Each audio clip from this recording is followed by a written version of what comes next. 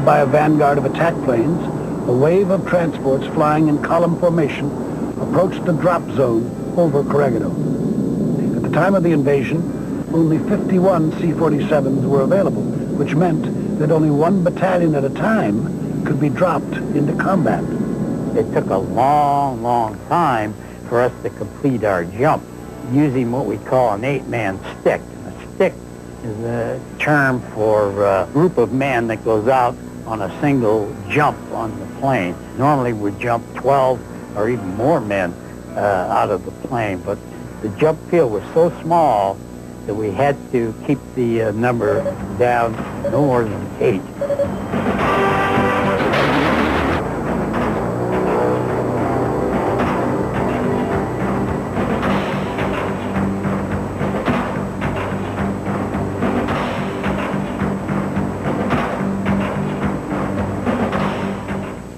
Also, strong winds forced the planes to fly in at only 500 feet, which left little room for error on the part of the jumper. I went out the door, the bammo, the chute opened, and all of a sudden I'm on the ground. And I was happy I got down in one piece and unhurt, because a lot of the men did get hurt. Not only was it full of craters and potholes and broken tree stumps, but it was full of these jagged pieces of reinforced concrete laying all over the place. There were many, many, many people. It might have been as high as 30% of them missed the jump field, falling short of it because the wind was blowing on the jump field into this gully. I was wounded after the third day on the night of the 19th of February. And that was, and still is, I still can remember it very, very vividly, one of the most terrifying nights that I've ever spent. The Japanese were sitting out just beyond the bunker, firing into the darkness, and eventually they were hitting someone. I was on the side of the bunker firing. The Navy was sending up star shells, which would drop in the sky. They were magnesium flares. They'd flare out like the light of 1,000 suns. Everything was lit up. It was a hot, hot night. And not only was it black, but it was hot. And one of the flares went off, and I felt like I had some perspiration on my face. And so I reached down and wiped my chin. And I happened to look at my hand, and it was blood on it. I'm sure I was so excited, so keyed up, that I'd been hit. I'd been hit with a grenade, and I didn't even know it. But I felt all right. I was conscious. When I finally calmed down, I really thought only about the business at hand.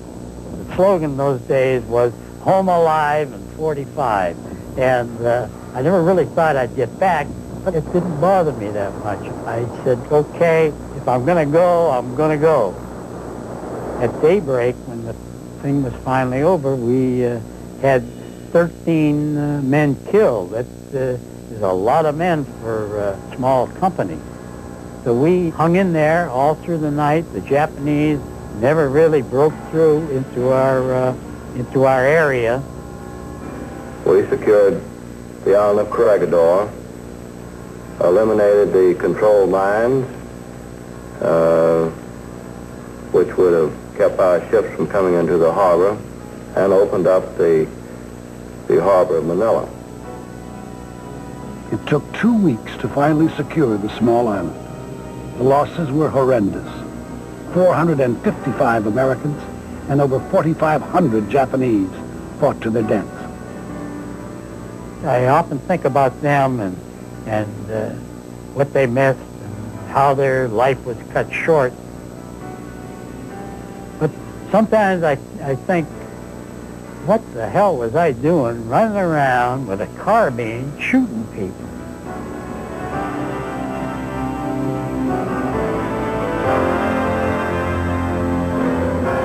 One of the little-known weapons of World War II was the military assault glider. Its mission was to land troops together with their supplies behind enemy lines.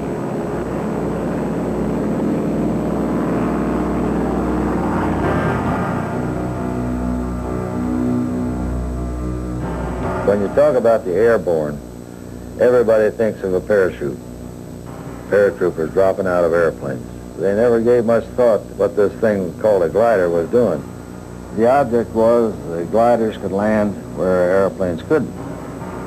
And on an invasion, you're dropping a whole regiment or division of paratroopers. A division needs equipment, medics, everything. And that was the job of the gliders. In early 1941, the U.S. Army began designing gliders for its new program. The CG-4A, which was the American glider, was made out of steel tubing, plywood floorboard that could hold 4,000 pounds, and covered with canvas. They were designed that the nose would swing up, the troops and the equipment would pour out, and then, for all practical purposes, the gliders were abandoned. They might have been salvaged if the ground forces advanced and made it possible to do it, but they're really an expendable item.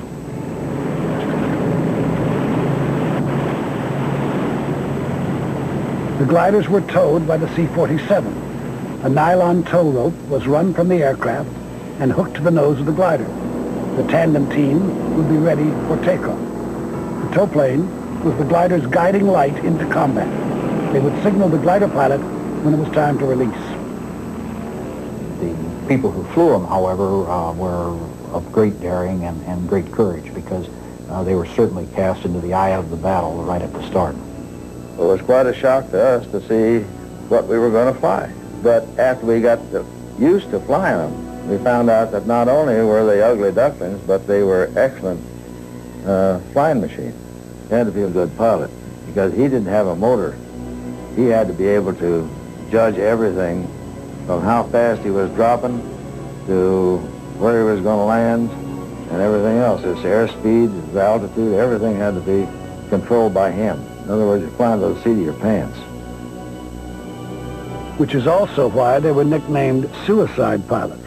However, once the glider pilots fulfilled their delivery mission, they became part of the airborne infantry until they were relieved. When you're a pilot and you're in the aircraft, you're in control. But once you get on the ground and you became part of the airborne, it's a different story altogether. You're taking orders from somebody else. So it was different. It was quite a change. We realized that's the way it was going to be. And we soon adapted to it. 1943, Sicily. Operation Husky was the scene for the first major Allied glider-borne mission. Unfortunately, the entire operation was in danger of failing. The courses were complex. The gliders and tow planes were flown by inexperienced people. Of about 130 attacking gliders, 69 of them were cast off too far away from Sicily to make the shore and landed in the sea and drowned. A genuine tragedy. About 600 lives were lost. Following the debacle at Sicily, glider pilots were trained in new landing procedures. We landed in fields with trees in them, fields with water. We landed under all kinds of obstacle conditions. And that was for the purpose of training for what we were going to get into. The great use of the gliders was in the invasion of France when they were landed in Normandy, and it was a tremendously daring task for a glider pilot to take a glider into hostile territory and land it on an unprepared field, and the soldiers had to spill out and be prepared to fight. It was a very, very difficult endeavor. The Germans were extremely disrupted by the effect of having the gliders land behind their lines. As we came into the beach, we were crossing into the land. They started dropping down to the drop altitude, which was 500 feet. Then everything broke loose. First it was the flak coming up from all directions. All of a sudden we suddenly realized that we weren't on a training mission anymore, that we were in the real thing. Black smoke, flak bursting all around us. The tow plane was getting bounced all over the sky. and he was getting faster and faster, and we were getting worried all the time. Tracers were coming at us from straight on of all directions. You don't expect it until you see it.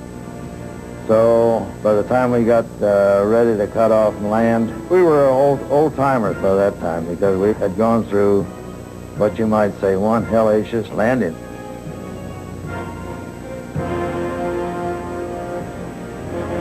In Normandy, the glider pilots had to contend with large fields planted with anti-glider poles. The stakes would impale the flimsy gliders as they landed. They figured Normandy was a successful operation, even though our losses were quite heavy. They weren't as bad as they had expected. After Normandy, though, all the other missions were just another job of work. One of the most disastrous airborne yet successful glider-borne assaults was Operation Market Garden. 1,900 gliders landed only 1,200 soldiers, but delivered over 800 jeeps and nearly 16 tons of cargo to the battlefield. Holland was a mission that we were destined for that turned out bad as far as the overall operation was concerned, but as far as the airborne operation, our part of it was quite successful. We ran into dense cloud cover over the channel. A lot of the gliders boarded that mission because of that dense fog, but we managed to keep going. During World War II, about 5,000 glider pilots were trained and sent into combat with only a wing and a prayer. They flew just 8 missions, yet almost 30% would never return. We always said we were the only pilots in the Air Force that always had to walk back, and it's the truth.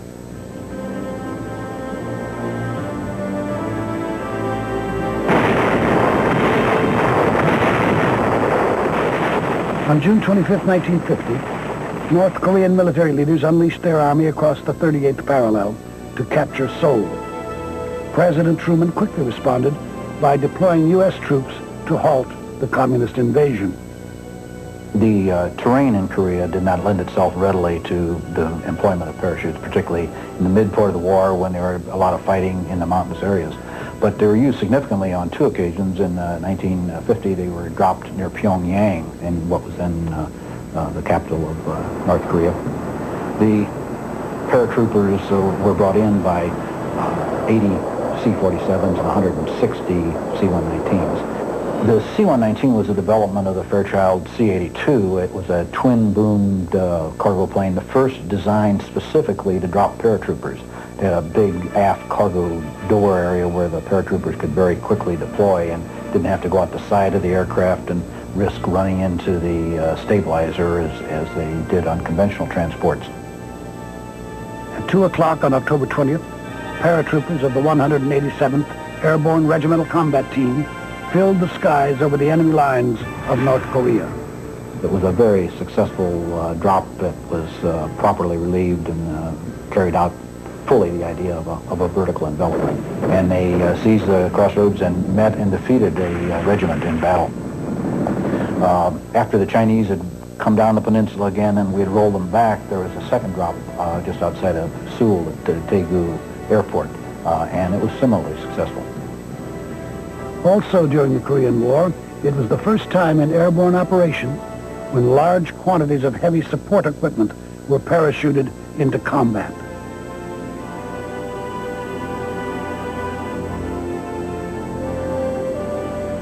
During the Second World War, was a small group of soldiers and aviators who fought the Japanese throughout Southeast Asia. Operating out of Burma, the 1st Air Commandos unknowingly set the stage for airborne operations of the future with their newfangled flying machine, the helicopter. The advent of the helicopter brought some great advantages when paratroopers have to worry about weather, about winds, about assembly, and so forth. With a helicopter assault, you can deposit the troops on a specific point in the ground. You're on the ground in a cohesive unit, and also your resupply is much easier. You can reinforce the same way that you brought the original troops in. The use of helicopters now enabled an infantry division to become air mobile as opposed to airborne. The helicopter could rapidly deploy on short-range maneuvers into enemy territory, giving new meaning to vertical envelopment. This new technology led to the birth of the first air cavalry in 1965. The concept of the mobile forces was greatly enhanced by arming the helicopters with recoilless weapons. So you not only had troops brought in, but you had mobile artillery support on the spot. It became a very, very effective combination for use in such a war. The most common helicopter used during the war was the troop-carrying Bell UH-1 medium-load carrier, the Huey. The thumping beat of its twin-bladed rotor quickly became a familiar sound over the primitive jungles of Vietnam. For troop support, the Huey was teamed with the twin-rotored CH-47 Chinook. The Chinook's heavy lift capability proved invaluable in jungle warfare. Its external carrying ability required only a small clearing for loading and unloading.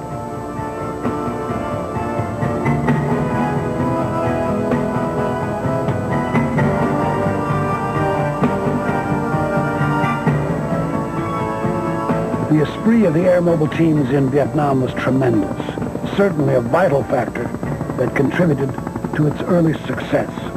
Within a few years of its birth, air mobile operations became substantially more daring and complex.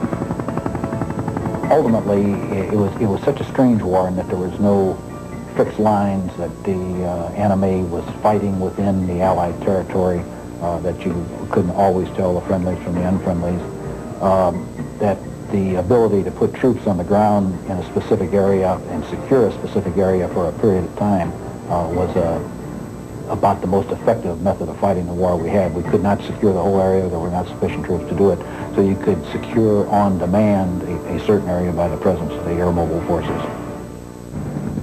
After Vietnam, there was much assessment of what was done, what could have been done better, and there gradually grew what is come to be termed the air-land battle, in which the units of the Air Force and the Army and the Navy are integrated so that all of the assaults that are made are orchestrated to optimize them. Soon again, airborne troops would be deployed, but this time in numbers unseen since World War II. On August 2nd, 1991, Iraqi dictator Saddam Hussein invaded the neighboring country of Kuwait, threatening to occupy Saudi Arabia as well. After 6 months of tense waiting and unheeded warnings for Hussein to get out of Kuwait, President Bush unleashed Operation Desert Storm. The combined air and ground campaign would become the largest offensive since the invasion of Normandy. The 101st Airborne Division mounted a large-scale air assault via helicopters into the northwest area of the Iraqi defense perimeter. Never before had so many troops been moved by helicopter so deep behind enemy lines. Coalition forces relentlessly pounded the Iraqi army for over 100 hours.